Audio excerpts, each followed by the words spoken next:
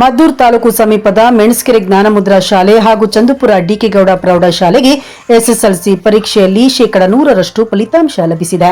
ಜ್ಞಾನಮುದ್ರಾ ಶಾಲೆಯಲ್ಲಿ ಜಿಪಿ ತೇಜಸ್ ಗೌಡ ವಿಜ್ಞಾನ ಮತ್ತು ಹಿಂದಿ ವಿಷಯದಲ್ಲಿ 100ಕ್ಕೆ 100 ಅಂಕ ಪಡೆದು 97% ಫಲಿತಾಂಶ ಪಡೆದು ಶಾಲೆಗೆ ಪ್ರಥಮಗೊಂಡಿದ್ದಾರೆ.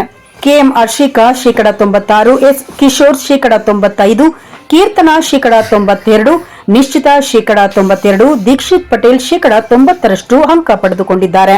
ಪರೀಕ್ಷೆಗೆ ಹಾಜರಾದ ಒಟ್ಟು 19 ಮಕ್ಕಳಲ್ಲಿ 11 ಮಕ್ಕಳು ಡಿಸ್ಟಿಂಕ್ಷನ್, 8 ಮಕ್ಕಳು ಪ್ರಥಮ ದರ್ಜೆಯಲ್ಲಿ ತೇರ್ಗಡೆ ಹೊಂದಿದ್ದಾರೆ. ಪ್ರಥಮ ವರ್ಷದಲ್ಲೇ ಉತ್ತಮ ಫಲಿತಾಂಶ ಬಂದಿದೆ ಎಂದು ಶಾಲೆಯ ಆಡಳಿತ ಮಂಡಳಿ ಹರ್ಷ ವ್ಯಕ್ತಪಡಿಸಿದ್ದಾರೆ. ವಿದ್ಯಾರ್ಥಿಗಳನ್ನು ಶಾಲೆಯ ಸಂಸ್ಥಾಪಕರಾದ ಶಿವಮ್ಮ ಶಿವಕುಮಾರ್, ಡಾಕ್ಟರ್ ಸೌಮ್ಯ ರಾಜೇಶ್, ಟ್ರಸ್ಟಿಗಳಾದ ತೇಜಸ್ವಿನಿ ತಿಪ್ಪೇರೇಗೌಡ, ಶಾಲೆಯ ಆಡಳಿತಾಧಿಕಾರಿ ಪ್ರಭಾವತಿ, ಮುಖ್ಯ ಶಿಕ್ಷಕಿ ಕೆ ಶ್ರುತಿ ಅವರು ಹೂಗುಚ್ಛ ನೀಡಿ ಸಿಹಿ ತಿನಿಸಿ ಅಭಿನಂದಿಸಿ ಗೌರವಿಸಿದರು. This achievement is one of the stepping stone in your lifetime.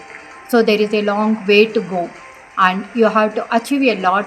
You realize that you have a lot of hidden strength within you, and this result has given you a more confidence which you can do it better. So this achievement is not only single person's achievement. There is a lot support from your parents, your hard work, and there is a endless effort and support from the Gnanamudra Vidya Mandir staff. Each teacher has put their honest effort, and every day they have thinking about you, and they will be waiting for this particular result. So this is the one of the success of Gnanamudra Vidya Mandir.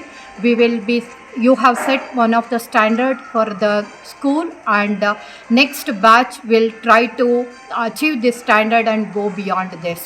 Thank you. Congratulate all my dear students and the hard work of the teachers and the staffs, and we stand here with 95% of 3 students, 90% of 4 students, 85% of 4, 80% of 4, 75% of 2, and 70% of 2. And this is the very pride moment of our school.